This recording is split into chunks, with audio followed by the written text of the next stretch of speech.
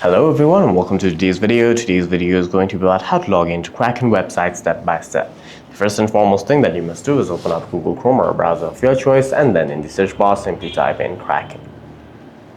After that you can hit go or enter on your keyboard, scroll down and then tap on the first link saying Kraken. Here you must enter your email address and then hit try Kraken.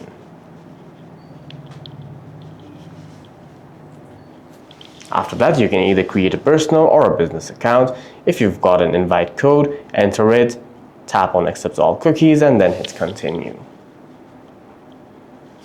After this, Kraken will send an email to your code containing email to your account containing the code. Refresh your Gmail, tap on the email sent by Kraken, long press on the code, hit copy, head back over to Kraken, long press on it and hit paste.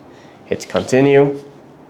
After this, you'll have to create a password and then hit continue. After you have signed up, simply hit sign in at the top right of your screen. Enter your email or username along with your password and then hit continue to sign into your account. For any further questions, please feel free to leave a comment down below.